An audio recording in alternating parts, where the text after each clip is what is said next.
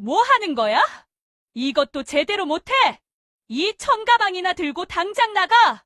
시어머니 인숙이 며느리 혜원의 낡은 천가방을 현관문 밖으로 집어던졌습니다. 도둑질한 주제에 어떻게 그 얼굴로 여기 서 있어? 인숙이 혜원의 팔을 잡아 끌며 악을 썼죠. 하객들이 보는 앞에서 혜원은 비오는 거리로 내쳐졌습니다. 아스팔트 바닥에 나뒹구는 낡은 천가방 하나만 남긴 채 말이죠. 하지만 그들은 몰랐습니다. 그 초라한 천가방 속에 4,200억 원짜리 비밀이 숨겨져 있다는 사실을요. 그 가방 속엔 도대체 무엇이 들어 있었을까요? 시청 전에 구독과 좋아요 꼭 부탁드립니다. 영상 제작에 큰 힘이 됩니다. 혜원아, 접시 좀 더 가져와. 빨리. 시어머니 인숙의 날카로운 목소리가 주방 구석까지 파고들었습니다. 혜원은 이마에 맺힌 땀을 앞치마로 훔치며 70인분의 음식을 혼자 준비하고 있었죠. 오늘은 남편 태웅의 40번째 생일 파티였습니다. 거실에서는 화려한 드레스를 입은 하객들의 웃음소리가 끊이지 않았어요.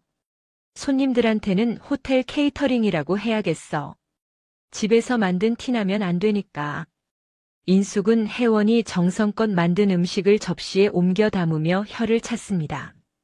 그리고는 주방문을 쾅 닫아버렸죠.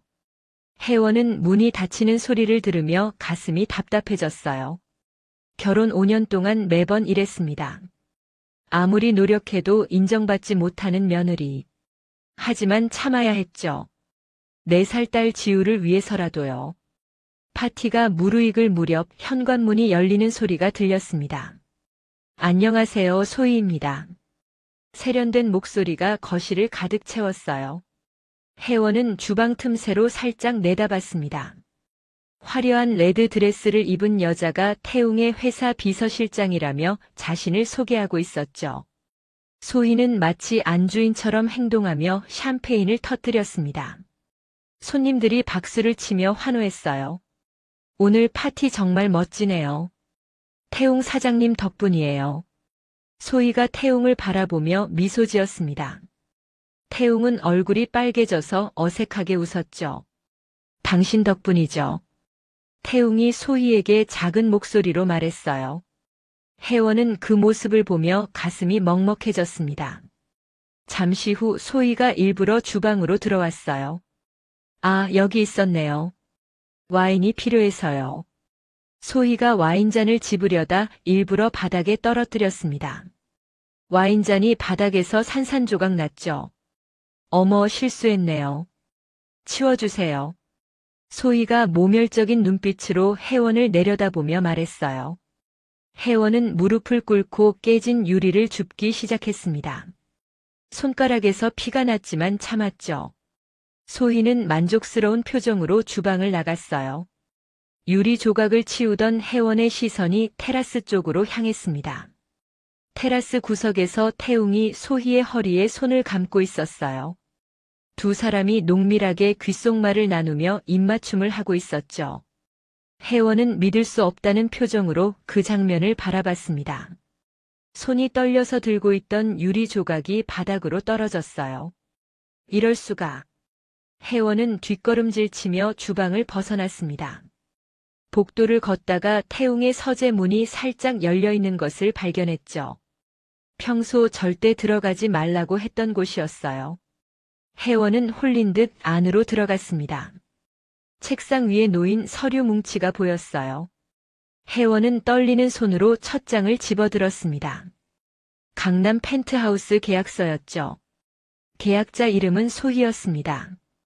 25억 원짜리 집을 소의 명의로 사준 거예요. 다음 장을 넘기자 산부인과 진단서가 나왔습니다. 임신 8주 소견. 혜원의 눈에서 눈물이 흘러내렸습니다. 진단서 뒤에는 명품 가방 영수증들이 쏟아져 나왔어요. 한 달에 3천만 원씩 소희에게 쓴 거죠. 혜원은 벽에 기대어 주저앉았습니다. 얘들아, 모여봐. 큰일 났어. 인숙의 비명이 거실에서 들려왔어요. 혜원은 황급히 서재를 나와 거실로 향했습니다. 인숙이 자신의 방에서 뛰쳐나오며 소리치고 있었죠. 도둑이야, 도둑. 내 다이아 브로치가 없어졌어. 인숙이 혜원을 가리키며 소리쳤습니다.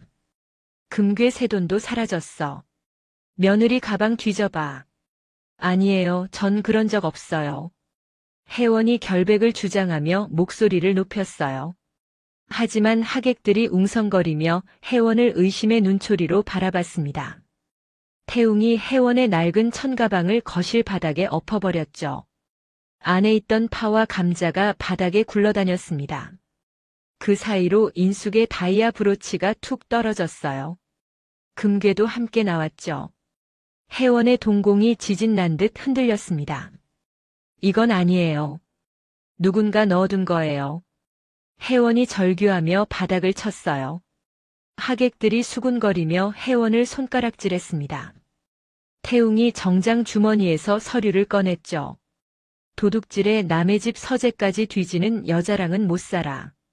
태웅이 차갑게 말하며 서류를 혜원 앞에 던졌습니다. 협의이혼 의사확인 신청서와 친권 포기 각서였어요. 변호사 공증까지 미리 받아둔 것들이었죠. 절대 안 서명해요. 혜원이 서류를 찢으려 했지만 태웅이 빼앗았습니다. 인숙이 음흉한 미소를 지으며 입을 열었어요. 2층에 지우가 있어. 도장 안 찍고 나가면 애가 험한 꼴 당한다. 인숙이 혜원의 가장 약한 부분을 찔렀습니다. 혜원의 얼굴이 새하얗게 질렸죠. 지우를 건드리지 마세요. 혜원이 비명을 지르며 일어섰어요. 하지만 태웅과 인숙이 혜원의 양팔을 붙잡았습니다. 억지로 손을 잡혀 지장이 찍혔죠. 태웅이 사람을 시켜 혜원의 옷가지를 비닐봉지에 쑤셔 넣었어요. 밖에서는 천둥번개를 동반한 빗줄기가 쏟아지기 시작했습니다. 태웅과 인숙이 혜원의 양팔을 잡아 끌고 현관문으로 향했죠. 현관문이 열리자 차가운 빗방울이 얼굴을 때렸어요. 혜원이 아스팔트 바닥에 내동댕이 쳐졌습니다. 무릎이 까져서 피가 흘렀지만 고통조차 느껴지지 않았어요. 닫히는 대문 틈 사이로 소희가 승리의 미소를 지으며 태웅의 팔짱을 끼는 모습이 보였습니다. 인숙이 현관에 소금을 뿌리는 모습도 함께 보였죠. 육중한 철문이 쾅 소리를 내며 완전히 닫혔습니다. 혜원은 차가운 빛 속에서 혼자 남겨졌어요. 대문을 두드리며 지우의 이름을 부르짖었습니다. 지우야, 엄마야. 지우야. 빗물과 눈물이 범벅이 되어 얼굴을 타고 흘렀어요. 담장 너머로 들려오는 파티의 웃음소리와 음악소리가 혜원의 가슴을 찢어놓았습니다. 한참을 통곡하며 대문을 두드리던 혜원은 탈진해서 주저앉았죠. 젖은 몸을 이끌고 정처 없이 걷기 시작했습니다. 지나가는 고급 승용차들이 튀기는 흙탕물을 뒤집었었어요. 도시의 가장자리로 밀려나며 혜원은 갈 곳을 떠올려 봤습니다. 유일한 친구 보라에게 전화를 걸려 했지만 휴대폰이 없었죠. 주머니를 뒤적이며 동전을 찾았지만 한 푼도 없었어요. 공중전화 부스를 발견하고 혜원은 수신자 부담으로 전화를 걸었습니다. 여보세요? 보라의 목소리가 들리자마자 억눌렀던 서러움이 터져나왔어요. 보라야. 혜원이. 혜원은 말을 잇지 못하고 흐느꼈습니다. 보라가 대번에 무슨 일이 생겼음을 직감했죠. 혜원아, 무슨 일이야? 어디 있어? 보라가 소리쳤어요. 당장 내가 있는 곳으로 와. 주소 말해줄게. 대문 밖에서 기다리고 있을게. 보라가 다급하게 말을 마쳤습니다. 혜원은 전화기를 내려놓고 보라가 알려준 주소로 향했어요. 보라의 좁은 고시원에 도착했을 때 보라가 대문 밖에서 기다리고 있었습니다. 세상에, 이게 무슨 꼴이야? 보라가 혜원의 몰골을 보며 깜짝 놀라 달려왔어요. 혜원을 부축해서 집 안으로 데려갔죠. 따뜻한 물 한 모금을 마시자마자 긴장이 풀렸습니다. 혜원은 고열에 시달리며 그 자리에서 쓰러졌어요. 보라는 밤새 물수건으로 혜원의 몸을 닦아내며 간병했습니다. 잠꼬대로 지우를 부르는 혜원의 모습을 보며 보라는 이를 갈았죠. 박태웅, 그 자식 사람 아니야. 혜원은 사흘 만에 깨어났습니다. 온몸이 쑤시고 목이 칼로 긋는 것처럼 아팠어요. 보라가 죽을 떠먹여주며 걱정스러운 눈빛으로 바라봤죠. 지우를 데려와야 해. 혜원이 비틀거리며 일어서려 했습니다. 보라가 혜원을 붙잡으며 거울을 가리켰어요. 거울 좀 봐. 이런 꼴로 어떻게 아이를 데려와? 거울 속에 비친 혜원의 모습은 귀신처럼 앙상했습니다. 눈은 깊게 들어가 있고 뺨은 뼈만 남아 있었죠. 혜원은 자신의 모습을 보며 절망했어요. 법률구조공단을 찾아가 도움을 요청했습니다. 하지만 태웅이 제출한 각서와 절도 혐의 고소장 때문에 당장 아이를 데려오기 힘들다는 답변만 들었죠. 법적으로는 아직 부부시고 친권도 공동이에요. 하지만 실질적인 양육권을 가져오려면 경제적 능력이 필수입니다. 변호사가 차가운 목소리로 말했습니다. 혜원은 무력하게 고개를 떨어뜨렸어요. 당장 먹고 살 길부터 마련하세요. 편의점과 식당 아르바이트를 구하려 거리를 헤맸습니다. 하지만 초라한 행색 때문에 문전박대만 당했죠. 이런 사람은 안 됩니다. 손님들이 불편해해요. 10군데 면접에서 떨어진 혜원은 한강 다리로 향했습니다. 난간에 기대어 흐르는 강물을 내려다봤어요. 차가운 바람이 얼굴을 스쳤습니다. 엄마 정말 힘들어요. 혜원이 작은 목소리로 중얼거렸죠. 주머니를 뒤적이다가 낡은 천 가방을 만졌습니다. 엄마가 돌아가시기 전에 준 유일한 유품이었어요. 정말 죽을 만큼 힘들 때만 이걸 열어보렴. 엄마의 말이 떠올랐습니다. 혜원은 천 가방을 열어봤어요. 안에는 헌 손수건과 낡은 지갑뿐이었죠. 실망하며 가방을 접으려던 순간 안감이 찢어지며 뭔가 떨어졌습니다. 숨겨진 이중 포켓이었어요. 투박하지만 기이한 광택이 흐르는 검은색 티타늄 카드 한 장이 나왔습니다. 접힌 편지도 함께 들어있었죠. 사랑하는 딸 혜원아. 세상이 너를 버려도 엄마는 너를 지킨다. 진짜 위기일 때만 이 카드를 써라. 엄마가 평생 모은 건 돈이 아니라 산이란다. 내 할아버지가 전국에 산을 사두셨고 엄마가 40년간 지켰어. 이제 그 산이 다 내 거야. 나무처럼 단단하게 서서 너를 짓밟은 놈들을 벌목해라. 혜원은 편지를 읽으며 눈물을 쏟았습니다. 차가운 다리 난간에 주저앉아 한참을 울었죠. 엄마가 식당 주방에서 일하며 자신을 키웠다고만 알았어요. 하지만 엄마에게 이런 비밀이 있었다니. 혜원은 눈물을 닦고 일어섰습니다. 홀린 듯 산림조합 중앙회 본점으로 향했죠. 거대한 유리 건물 앞에서 혜원은 잠시 망설였어요. 하지만 지우를 생각하며 발걸음을 옮겼습니다. 회전문을 통과해 로비로 들어섰을 때 경비가 다가왔어요. 무슨 일이십니까? 경비가 혜원의 허름한 행색을 보며 의심스러운 눈빛을 보냈습니다. 혜원은 말없이 검은색 카드를 꺼내 보여줬죠. 경비가 카드를 보는 순간 얼굴이 굳어졌습니다. 잠시만 기다려 주십시오. 경비가 황급히 어디론가 전화를 걸었어요. 몇 분 후 정장을 입은 중년 남성이 숨을 헐떡이며 뛰어나왔습니다. 윤 회장이라는 명패를 단 전무이사였죠. 어르신의 따님이십니까? 윤 회장이 90도로 허리를 굽혀 정중하게 인사했습니다. 주변에 있던 직원들과 고객들이 그 이질적인 광경에 숨을 죽였어요. 죄송하지만 무슨 일인지 혜원이 조심스럽게 물었습니다. 윤 회장이 혜원을 최상층 VIP 프라이빗룸으로 안내했죠. 최고급 가죽 소파와 유명 화가의 원화가 걸린 호화로운 공간이었어요. 이 카드가 무엇인지 설명해 주시겠어요? 혜원이 떨리는 목소리로 물었습니다. 윤 회장이 깊은 숨을 들이마시며 입을 열었죠. 이것은 조합 설립 초기에 발급된 전설적인 카드입니다. 어르신의 부친, 그러니까 따님의 외할아버지께서 광복 직후 전국의 산을 매입하셨어요. 당시 모두가 미쳤다고 했죠. 하지만 그분은 50년 후를 내다보셨습니다. 윤 회장이 태블릿 PC를 회원에게 건넸어요. 화면에는 전국 산림 지도가 떠 있었습니다. 빨간색으로 표시된 부분들이 회원의 소유였죠.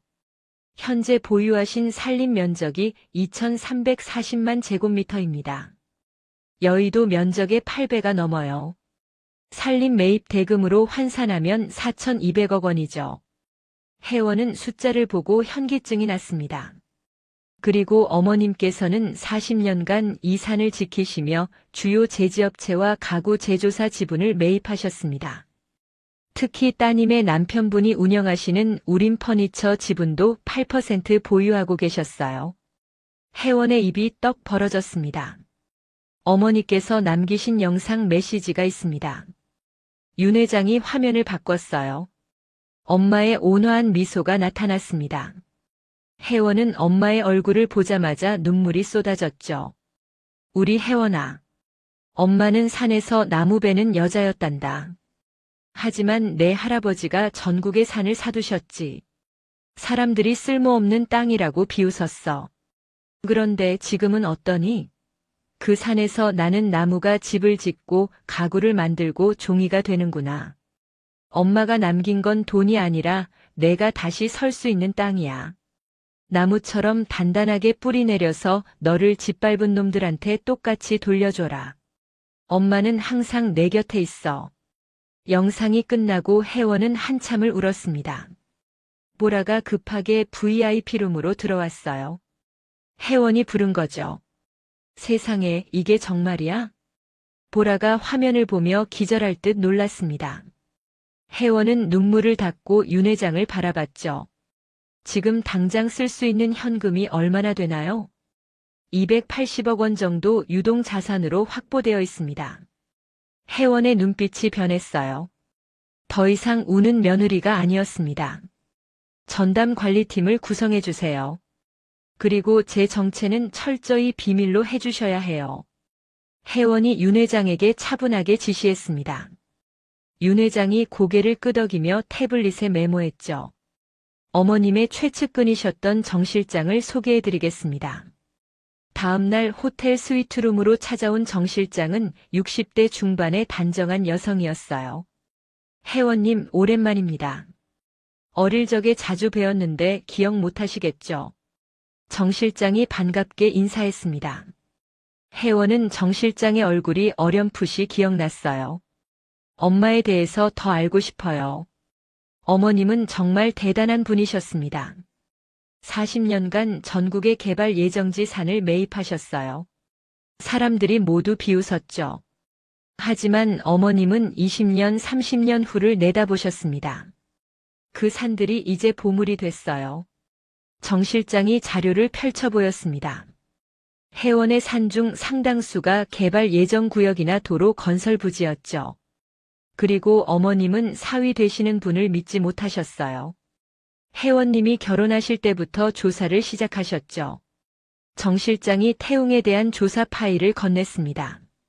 결혼 전부터 유흥업소를 드나들던 기록, 여러 여성과의 스캔들, 회사 자금 유용 정황까지 낱낱이 기록되어 있었어요. 엄마가 다 알고 계셨구나.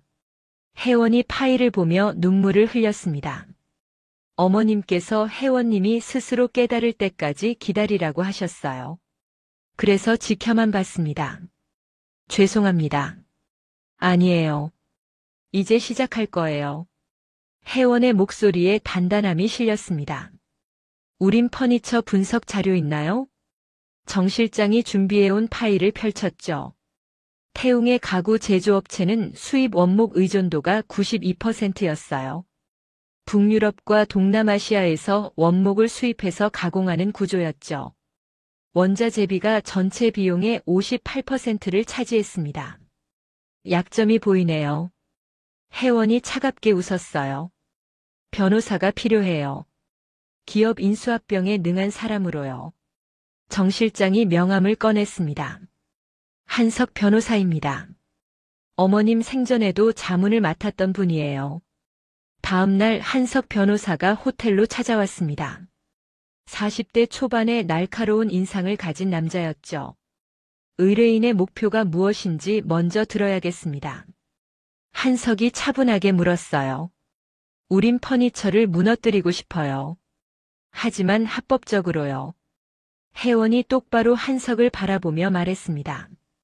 한석의 입가에 미소가 번졌죠. 흥미롭네요.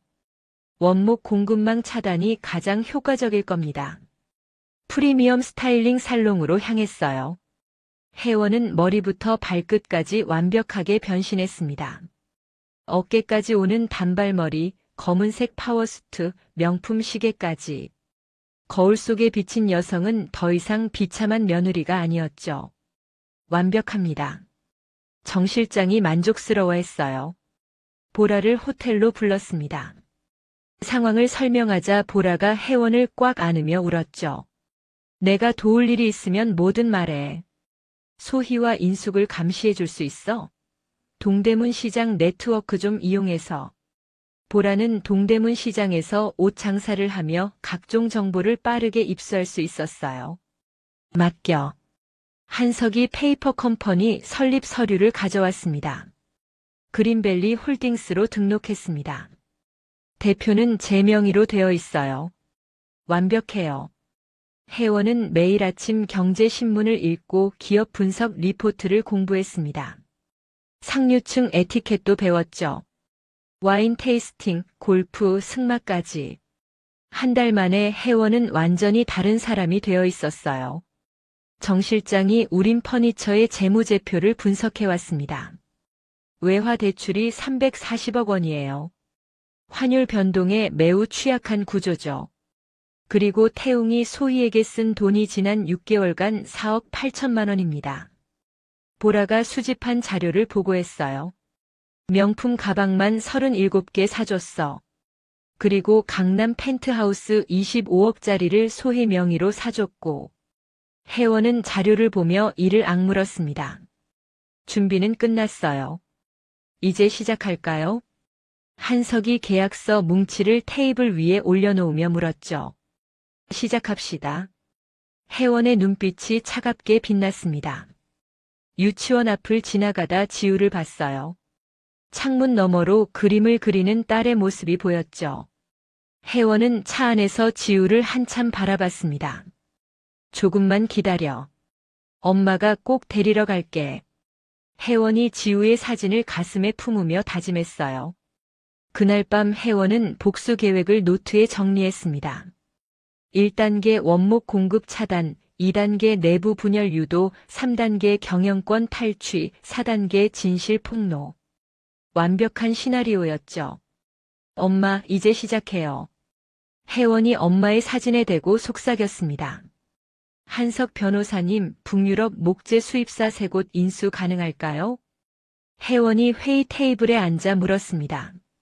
한석이 자료를 넘기며 고개를 끄덕였죠. 가능합니다. 모두 중소규모라 인수 비용도 크지 않아요. 총 120억 정도면 충분합니다. 진행해 주세요. 2주 후 북유럽 목재 수입사 3곳이 그린밸리 홀딩스 소유가 되었어요. 우린 퍼니처의 원목 공급량 중 73%를 차지하는 업체들이었죠. 한석이 대표 명의로 우린 퍼니처에 공문을 보냈습니다. 공급 단가 30% 인상 불가 시 계약 해지. 태웅이 긴급 이사회를 소집했어요. 회의실에서 고성이 오갔습니다. 30%나 올리면 우리가 적자예요. 다른 업체 알아보세요. 태웅이 구매팀장에게 소리쳤죠. 하지만 다른 업체들도 이미 그린밸리 홀딩스가 손을 써놓은 상태였어요. 국내 조달로 전환하면 되죠. 소희가 자신만만하게 제안했습니다. 태웅이 희망을 품고 국내 제재소들에 연락했어요. 하지만 모두 물량이 없다는 답변만 돌아왔죠. 죄송합니다만 저희 물량은 이미 계약이 끝났습니다. 제재소 사장이 미안하다는 말만 반복했어요. 태웅은 몰랐습니다. 국내 주요 제재소 8곳이 이미 혜원의 손에 넘어갔다는 걸요. 이게 무슨 일이야? 태웅이 머리를 쥐어뜯었습니다. 원자재 확보 실패로 주요 거래처 납품이 지연되기 시작했죠. 계약서에 명시된 위약금이 70억 원이나 됐어요. 같은 시각 혜원은 미술품 경매장에 나타났습니다. 화려한 네이비 드레스와 선글라스 차림이었죠. 입장하자마자 좌중의 시선이 집중되었어요. 경매장 한쪽에 소희와 인숙이 앉아 있었습니다. 소희가 노리던 19세기 앤틱 가구가 경매에 나왔죠. 시작가 1억 5천만 원입니다. 경매사가 말했어요. 소희가 패드를 들어 올렸습니다. 2억. 혜원이 여유롭게 패드를 올렸죠. 3억. 소희가 지지 않겠다는 듯 가격을 올렸어요. 혜원이 미소를 지으며 패드를 올렸습니다. 12억. 경매장이 술렁거렸어요. 소희의 얼굴이 새하얗게 질렸죠. 더 이상 따라갈 수 없는 금액이었습니다. 12억에 낙찰됩니다. 혜원이 자리에서 일어나 소희 쪽으로 걸어갔어요. 소희 옆을 지나며 샴페인 잔을 들어 올리는 제스처를 취했죠. 다음엔 더 준비하고 오세요. 혜원이 속삭이고 지나갔습니다. 소희가 그 모습을 보며 얼굴이 빨갛게 달아올랐어요. 저 여자가 누구야? 나를 무시하고 있어. 집으로 돌아온 소희는 태웅에게 히스테리를 부렸습니다. 정체불명의 여자가 나를 무시했어요. 소희가 분노에 차서 소리쳤죠. 태웅이 소희를 달랬어요. 회사 일도 바쁜데 그런 거에 신경 쓰지 마. 하지만 태웅도 초조했습니다. 원자재 수급 문제가 해결되지 않으면 회사가 위험했죠. 은행에서 대출 연장을 거부했어요. 신용등급까지 하락했습니다. 보라가 혜원에게 보고했어요. 소희가 태웅 몰래 회사 법인카드로 명품 샀다가 되팔고 있어. 횡령이나 다름없지. 증거 확보해줘. 보라가 소희의 중고거래 기록을 캡처했습니다. 명품 가방 30개를 사서 되판 증거였죠. 인숙은 골프장에서 혜원과 마주쳤어요. 물론 인숙은 혜원인 줄 전혀 몰랐죠. 혜원이 일부러 인숙 옆 타석에 섰습니다. 요즘 부동산 투자하시나요? 혜원이 자연스럽게 말을 걸었어요.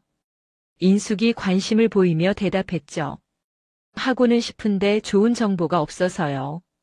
제가 아는 게 하나 있는데 말씀드려도 될지 모르겠네요. 혜원이 망설이는 척 연기했습니다. 인숙이 눈을 반짝이며 다가왔어요. 제발 알려주세요. 평생 은혜 잊지 않겠어요. 혜원이 가짜 개발 계획 도면을 보여줬습니다. 실제로는 개발 제한 구역인 임야였죠. 여기 곧 도로 뚫린대요. 땅값이 10배는 오를 거예요. 인숙의 눈이 휘둥그레졌습니다. 집에 돌아온 인숙은 사채를 15억이나 끌어다 그 땅을 샀어요. 태웅이 말렸지만 인숙은 듣지 않았죠. 이런 기회 놓치면 평생 후회한다. 혜원은 유치원 앞에서 지우를 또 봤습니다. 한겨울인데 얇은 여름 원피스를 입고 떨고 있었어요. 소희가 명품 브랜드 옷만 입혔는데 계절은 전혀 고려하지 않은 거죠.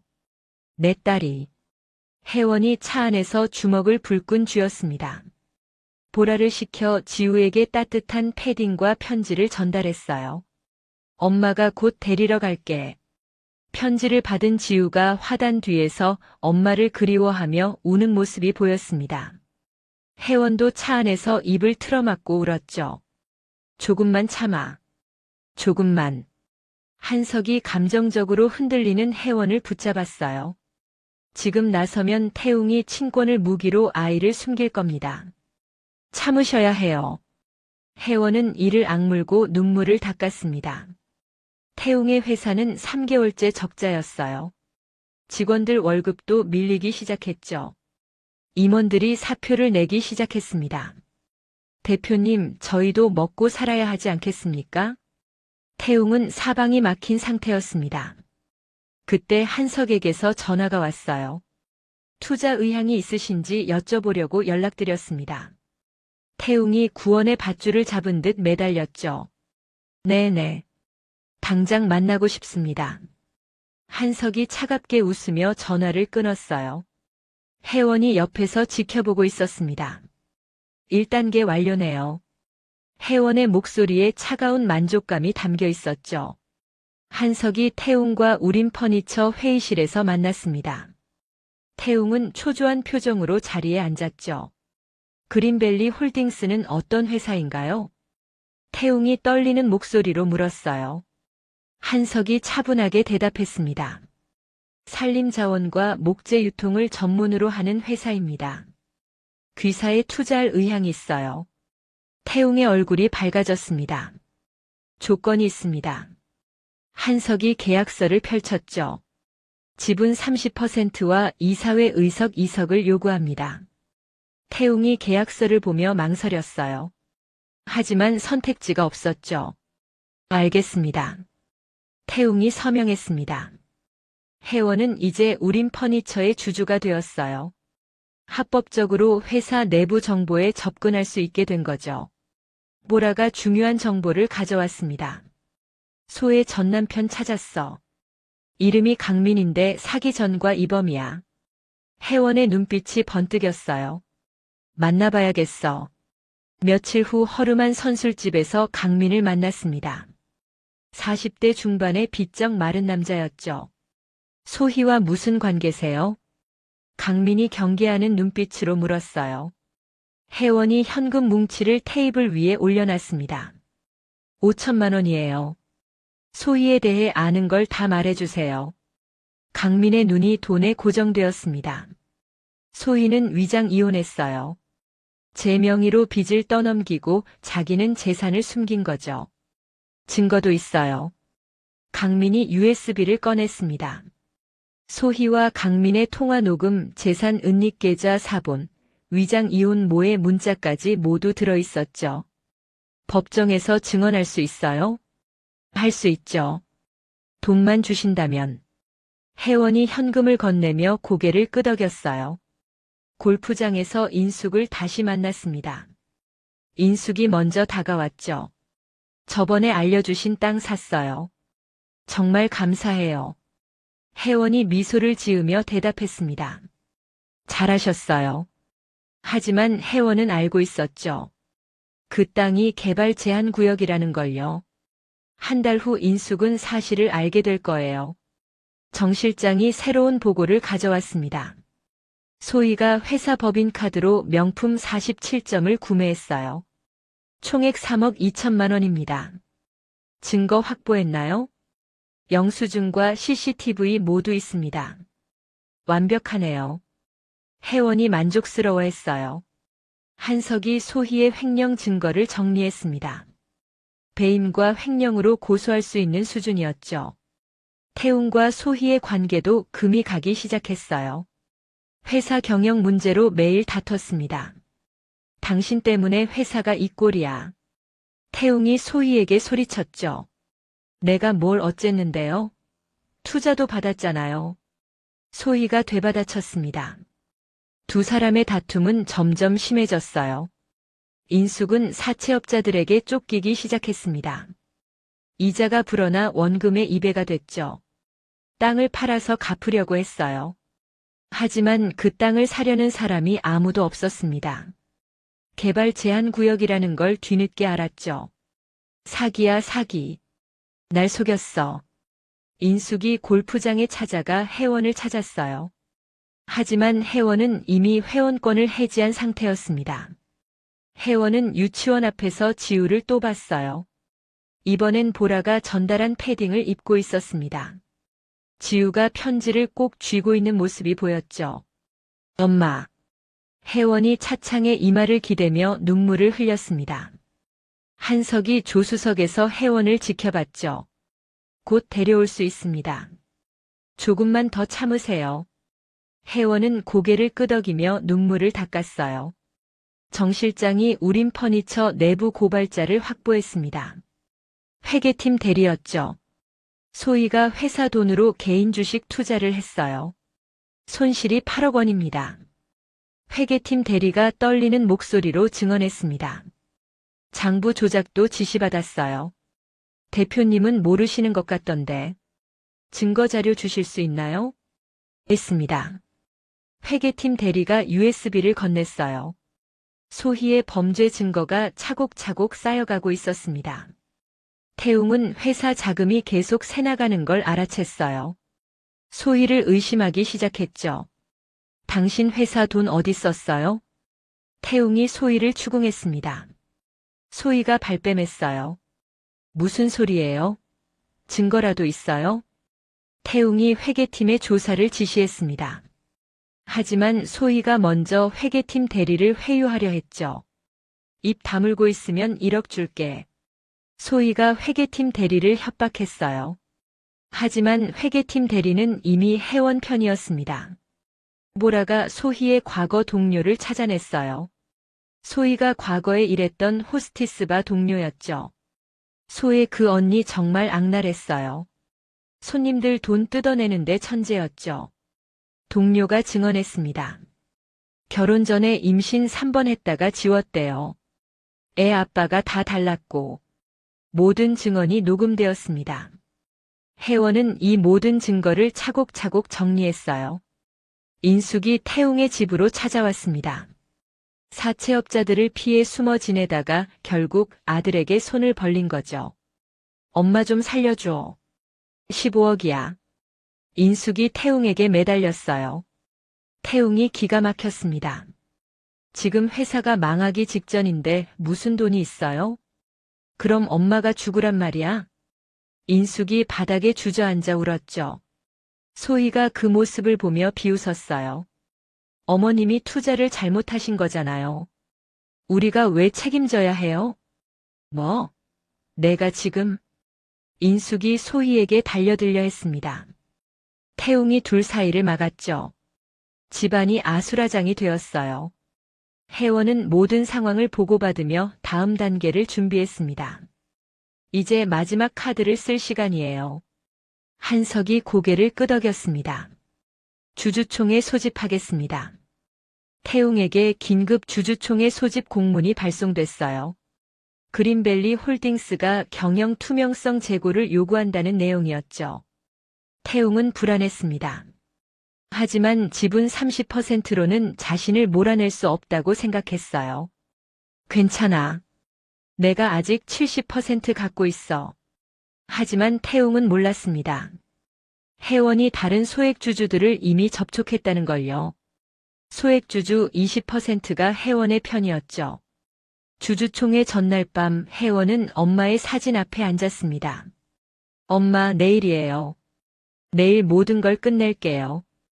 혜원이 사진에 대고 속삭였습니다. 정 실장과 한석, 보라가 함께 있었죠. 준비는 완벽합니다. 한석이 서류 뭉치를 확인하며 말했어요. 내일 드디어 진짜 얼굴을 보여주는 거네요. 보라가 혜원의 손을 꽉 잡았습니다. 혜원이 고개를 끄덕였죠. 5년 동안 참았어요. 이제 참지 않을 거예요. 밤하늘에 별이 빛나고 있었습니다. 내일은 모든 것이 바뀌는 날이었죠. 주주총회가 열리는 우림 퍼니처 본사 회의실은 긴장감으로 가득했습니다. 태웅과 소희, 임원들이 자리에 앉아 있었죠. 그린밸리 홀딩스 측은 언제 오는 거야? 태웅이 초조하게 시계를 봤어요. 회의 시작 시간이 10분이나 지났습니다. 소액 주주들도 웅성거리기 시작했죠. 대체 뭐 하는 회사예요? 그때 회의실 문이 열렸습니다. 검은색 정장을 입은 경호원 4명이 먼저 들어왔어요. 그 뒤로 한석이 여유롭게 걸어 들어왔죠. 늦어서 죄송합니다. 한석이 상석 의자를 뒤로 빼며 누군가를 위해 자리를 마련했습니다. 이어서 또각또각 하이힐 소리와 함께 검은색 파워스트 차림의 여성이 당당하게 걸어 들어왔어요. 혜원이 회의실 중앙에 서서 선글라스를 벗었습니다. 그 얼굴을 본 태웅은 의자에서 뒤로 넘어졌죠. 으악! 이게 무슨... 소희는 턱이 빠질 듯 입을 벌리고 혜원을 바라봤습니다. 상황 파악이 안 되어 눈만 깜빡거렸죠. 어떻게 여기 있어? 내가 무슨 돈이 있어서? 태웅이 바닥에 넘어진 채로 소리쳤어요. 혜원은 핸드백에서 낡은 천 가방을 천천히 꺼냈습니다. 그 가방을 회의 테이블 위에 던졌죠. 이 가방 기억하시죠? 도둑질했다고 하신 바로 그 가방이요. 회원의 차가운 일갈에 회의실이 침묵에 휩싸였습니다. 소액주주들이 숨을 죽이고 지켜봤어요. 한석이 대형 스크린을 켰습니다. 화면에 산림지도가 떠올랐죠. 전국 곳곳에 빨간색으로 표시된 산들이 보였어요. 제 어머니는 40년간 전국의 산을 매입하신 분입니다. 이 낡은 천가방이 4,200억 원짜리였어요. 회원이 차분하게 말했습니다. 회의실이 술렁거렸죠. 그리고 여러분이 의존하던 원목 수입사 3곳, 국내 제재소 8곳이 모두 제 소유입니다. 태웅의 얼굴이 새하얗게 질렸어요. 다음 화면입니다. 한석이 리모컨을 눌렀습니다. 소희가 명품을 구매하고 되파는 장면이 나왔죠. CCTV 영상이었어요. 소혜 비서실장의 횡령 30억 원입니다. 총 3억 8천만 원이에요. 소희가 벌떡 일어서려 했습니다. 하지만 경호원이 제지했죠. 거짓말이야. 조작이라고. 소희가 악을 쓰며 소리쳤어요. 한석이 다음 화면을 띄웠습니다. 전 남편 강민 씨와의 위장 이혼 증거입니다. 재산 은닉과 사기죄에 해당하죠. 화면에 강민과 소희의 통화 녹음이 재생되었어요. 돈 다 숨겼지? 이혼하면 빚은 다 내 명의로 넘어가. 녹음 속 소희의 목소리가 또렷했습니다. 소희가 주저앉으며 고개를 떨어뜨렸죠. 다음은 태웅 대표입니다. 한석이 차갑게 말했어요. 태웅의 유흥업소 출입 기록이 화면에 떴습니다. 6개월간 2억 3천만 원을 쓴 거죠. 회사 자금으로 개인 유흥비를 지출했습니다. 배임과 횡령이에요. 아니야, 그건 접대비였어. 태웅이 변명했습니다. 한석이 다음 자료를 보여줬죠. 접대비 장부에는 없습니다. 개인 비자금으로 조성한 거예요. 소액주주들이 분노하기 시작했습니다. 이게 무슨 짓이야? 우리 돈 갖고 놀았어? 주주 한 명이 물병을 태웅에게 던졌어요. 회의실이 아수라장이 되었죠. 정숙해 주십시오. 한석이 단호하게 말했습니다. 회의실이 다시 조용해졌어요. 마지막으로 장인숙 여사입니다. 화면에 인숙이 개발 제한 구역 임야를 매입한 계약서가 떴습니다. 사채 15억 원을 끌어다 쓸모없는 땅을 샀죠. 현재 신용불량자입니다. 인숙의 추악한 모습이 낱낱이 공개되었어요. 회원이 천천히 상석으로 걸어갔습니다. 이제 안건을 상정하겠습니다. 태웅 대표이사 해임의 건. 회원이 차분하게 말했죠. 소액주주들이 일제히 손을 들었어요. 찬성합니다. 만장일치였습니다. 태웅이 무릎을 꿇으며 회원에게 다가왔죠. 회원아, 내가 잘못했어. 한 번만 용서해줘. 태웅이 애원했습니다. 하지만 경호원들이 그를 제지했어요. 죄송하지만 저 사람 누구세요? 회원이 차갑게 물었습니다. 태웅의 마지막 자존심마저 짓밟아버린 거죠. 그때 회의실 문이 열리고 경찰이 들어왔습니다. 강민도 함께 있었어요. 최소혜 씨 횡령과 사기 혐의로 체포합니다. 경찰이 소희에게 수갑을 채웠죠. 소희가 강민을 보며 비명을 질렀어요. 당신이 날 팔았어? 어떻게 이럴 수가? 돈이 최고지. 강민이 비열하게 웃었습니다. 소희는 끌려가며 회원을 저주했죠. 인연이 다 꾸민 거야. 다 조작이라고. 하지만 아무도 소희의 말을 믿지 않았어요. 회원은 소희가 끌려가는 모습을 싸늘하게 바라봤습니다. 태웅 대표도 배임 혐의로 조사받으셔야 합니다. 경찰이 태웅에게 동행을 요구했어요. 태웅이 회원을 보며 마지막으로 애원했죠. 지우는 어떻게 하려고? 제 딸입니다. 제가 알아서 하죠. 회원의 목소리에는 흔들림이 없었어요. 태웅이 경찰에 끌려가며 울부짖었습니다. 회의실에 회원과 한석, 정 실장만 남았습니다. 회원이 창밖을 바라보며 깊은 숨을 내쉬었죠. 끝났어요. 한석이 혜원의 어깨에 손을 얹었습니다. 이제 시작입니다. 회사를 바로 세워야죠. 혜원이 고개를 끄덕였어요. 눈물이 흘러내렸지만 이번엔 기쁨의 눈물이었습니다. 태웅과 소희는 구치소에 수감되었습니다. 좁은 독방에서 변변한 영치금도 없이 지냈죠. 기존 수감자들에게 왕따를 당하며 비참한 나날을 보냈어요. 밥 좀 나눠줘. 제발. 태웅이 구걸했지만 아무도 거들떠보지 않았습니다. 소희는 독방에서 벽만 바라보며 시간을 보냈죠. 인숙은 사채업자들을 피해 찜질방을 전전했어요. 하루 벌어 하루 먹는 신세가 되었습니다. 이게 다 누구 때문이야? 그 도둑년 때문이야. 인숙이 혼자 중얼거렸죠. 하지만 아무도 인숙의 말을 들어주지 않았어요. 혜원은 우림 퍼니처 대표이사로 취임했습니다. 회사를 친환경 가구업체로 전환한다고 선포했죠.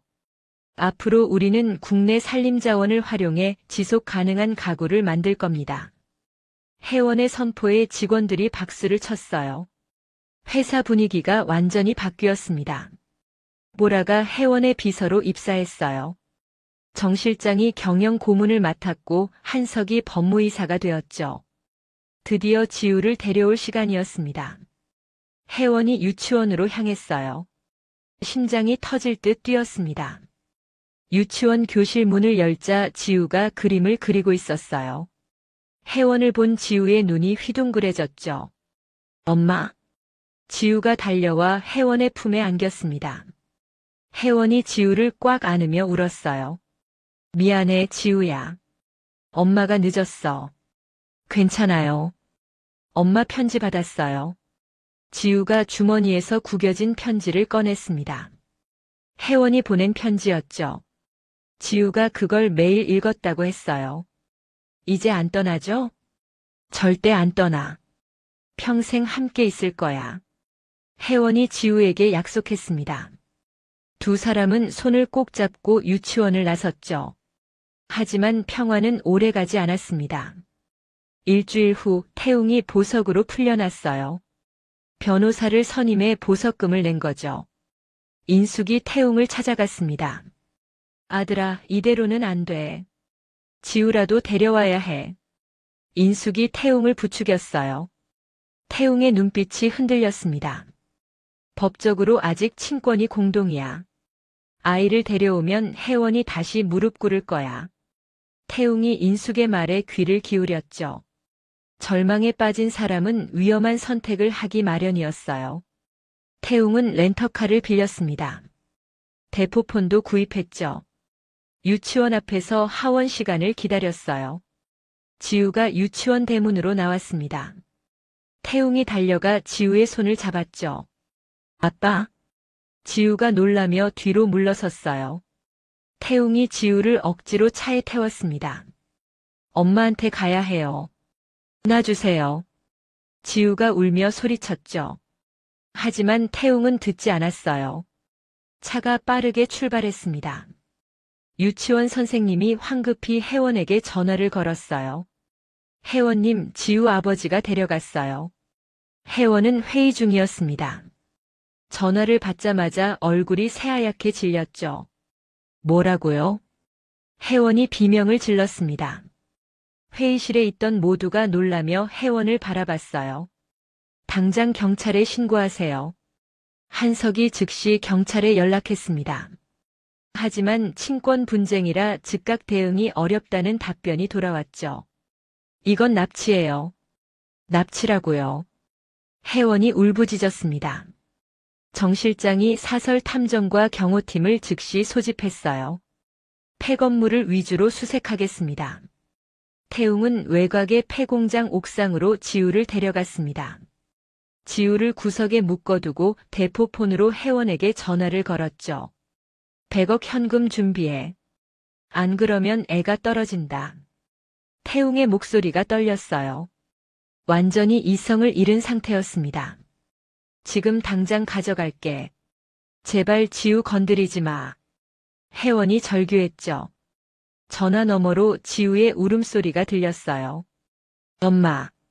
지우의 목소리에 혜원의 심장이 찢어지는 것 같았습니다. 2시간 줄게. 혼자 와. 경찰 부르면 애가 죽어. 태웅이 전화를 끊었어요. 혜원이 주저앉으며 바닥을 쳤습니다. 한석이 혜원을 일으켜 세웠죠. 경찰 협상팀 대기시켜놨습니다. 위치 추적 중이에요. 정 실장이 전국 CCTV 네트워크를 동원해 태웅의 차량을 추적했어요. 30분 만에 폐공장 위치가 특정되었습니다. 찾았어요. 외곽 폐공장입니다. 혜원이 벌떡 일어났습니다. 나도 갈 거예요. 위험합니다. 한석이 말렸지만 혜원은 듣지 않았어요. 내 딸이에요. 내가 데려올 거예요. 혜원의 단호한 목소리에 한석도 더 이상 막을 수 없었습니다. 경찰차와 구급차가 폐공장으로 출동했죠. 혜원도 함께 차에 탔어요. 폐공장에 도착했을 때 태웅이 옥상 난간에 서 있었습니다. 지우의 손목을 붙잡고 있었죠. 돈 먼저 보여줘. 태웅이 소리쳤어요. 혜원이 가방을 들어 보였습니다. 여기 있어요. 지우 놔줘요. 혜원의 목소리가 떨렸습니다. 태웅이 돈을 확인하려는 순간 경찰 저격수가 마취총을 쐈어요. 총알이 태웅의 어깨를 맞췄습니다. 태웅이 비틀거리며 지우의 손을 놓쳤죠. 혜원이 번개같이 달려들어 지우를 낚아챘어요. 난간에서 떨어지기 직전이었습니다. 엄마 무서웠어. 지우가 혜원의 품에서 울었습니다. 혜원이 지우를 꽉 안으며 오열했죠. 괜찮아, 이제 괜찮아. 경찰들이 태웅을 제압했어요. 수갑이 채워졌습니다. 혜원님, 아이가 기절했어요. 보라가 다급하게 소리쳤죠. 구급대원들이 지우를 들것에 실었어요. 혜원도 함께 구급차에 탔습니다. 빨리, 빨리요. 구급차가 사이렌을 울리며 병원으로 향했습니다. 혜원은 지우의 손을 꽉 잡고 기도했죠. 제발, 제발 무사하길. 병원 응급실 앞에서 혜원이 수술실 불을 바라보며 기도를 올렸습니다. 떨리는 손으로 지우의 사진을 꽉 쥐고 있었죠. 제발 괜찮게 해주세요. 한석과 보라, 정 실장이 함께 기다렸어요. 1시간이 지났을까 의사가 나왔습니다. 다행히 생명에는 지장 없습니다. 극심한 스트레스와 탈진이에요. 혜원이 안도의 한숨을 내쉬었습니다. 눈물이 주르륵 흘러내렸죠. 정말 감사합니다. 일반 병실로 옮겨진 지우가 눈을 떴어요. 첫 마디가 엄마였습니다. 엄마, 안 떠나죠? 절대 안 떠나. 평생 함께 있을 거야. 혜원이 지우의 손을 꽉 잡았습니다. 지우가 안심하며 다시 잠들었죠. 경찰서에서 연락이 왔습니다. 태웅이 특수감금, 아동학대, 공갈미수로 구속되었다고 했어요. 인숙도 방조 혐의로 함께 구속되었죠. 소희는 1심에서 징역 5년을 선고받았습니다. 강민도 위증과 사기 혐의로 추가 처벌받았어요. 법정에서 태웅은 혜원을 보며 용서를 빌었습니다. 정말 미안해. 내가 잘못했어. 하지만 혜원은 고개조차 돌리지 않았어요. 태웅은 징역 7년을 선고받았습니다. 한 달 후 지우가 완전히 회복했습니다. 혜원은 지우와 함께 엄마 산소를 찾았죠. 산속 깊은 곳에 있는 산소였어요. 외할머니예요? 지우가 묘비를 보며 물었습니다. 혜원이 고개를 끄덕였죠. 그래. 내 외할머니. 정말 대단한 분이셨어. 혜원이 엄마 산소 앞에 무릎을 꿇었어요. 지우의 손을 잡고 함께 절했습니다. 엄마, 지우 데려왔어요. 약속 지켰어요. 혜원이 눈물을 흘리며 말했죠. 산바람이 불어와 나뭇잎들이 살랑거렸어요. 마치 엄마가 대답하는 것 같았습니다. 우린 퍼니처는 친환경 가구업체로 완전히 탈바꿈했어요. 국내 산림자원을 활용한 지속 가능한 가구를 만들기 시작했죠. 직원들의 사기도 높아졌습니다. 혜원은 산림보호재단을 설립했어요. 억울하게 쫓겨난 사람들을 돕는 법률 지원 사업도 시작했습니다. 더 이상 저 같은 사람이 생기면 안 돼요. 혜원이 재단 설립 기념식에서 말했습니다. 참석자들이 박수를 보냈죠. 어느 날 혜원은 지우와 함께 산을 올랐습니다. 엄마가 평생 지켰던 산이었죠. 엄마, 이 나무들이 다 우리 거예요? 지우가 신기해하며 물었어요. 혜원이 미소 지으며 대답했습니다. 그래. 외할머니가 내게 남겨준 선물이야. 지우가 나무 한 그루를 안으며 말했죠. 저도 커서 이 나무들 지킬 거예요. 혜원이 지우를 안으며 울컥했습니다. 3대가 이어진 살림이 4대까지 이어질 거예요. 한석이 산 아래에서 두 사람을 기다리고 있었습니다. 정 실장과 보라도 함께였죠. 이제 진짜 시작입니다. 정 실장이 말했어요. 한석도 고개를 끄덕였습니다. 새로운 숲을 가꾸실 시간이죠. 혜원은 엄마가 준 낡은 천 가방을 메고 지우의 손을 잡았어요. 두 사람이 산길을 걸어 내려왔습니다. 저녁 노을이 산을 붉게 물들이고 있었어요. 혜원은 하늘을 올려다보며 웃었습니다. 이제 더 이상 울지 않을 거예요. 단단한 나무처럼 뿌리 내려서 지우와 함께 새로운 숲을 가꿀 거였죠. 엄마, 나무가 정말 많아요. 지우가 신나게 말했습니다. 혜원이 지우의 머리를 쓰다듬었어요. 그래. 이 나무들처럼 우리도 단단하게 살 거야. 두 사람의 그림자가 길게 늘어졌습니다. 산속에서 새들이 지저귀고 바람이 불었어요. 혜원은 비로소 평화를 찾았습니다.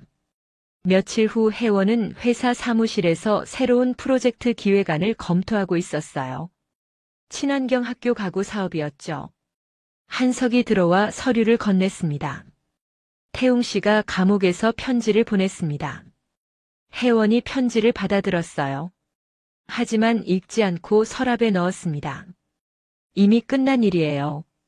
한석이 혜원을 보며 미소 지었죠. 두 사람 사이에 묘한 감정이 흐르고 있었어요. 저녁 식사라도 같이 하실래요? 한석이 조심스럽게 물었습니다. 혜원이 잠시 망설이다 고개를 끄덕였죠. 좋아요. 보라가 사무실로 뛰어들어왔어요. 혜원아, 지우 학예회래. 같이 가자. 혜원이 웃으며 일어섰습니다. 낡은 천가방을 챙겨 메었어요. 그 가방은 이제 혜원의 트레이드 마크가 되었습니다. 학예회장에서 지우가 나무 역할을 맡아 공연했어요. 무대 위에서 당당하게 서 있는 딸을 보며 혜원은 눈물을 흘렸습니다. 공연이 끝나고 지우가 달려와 혜원을 안았죠. 엄마, 제가 잘했어요? 너무 잘했어. 최고였어. 혜원이 지우를 꽉 안았습니다. 한석과 보라, 정 실장도 박수를 쳤어요.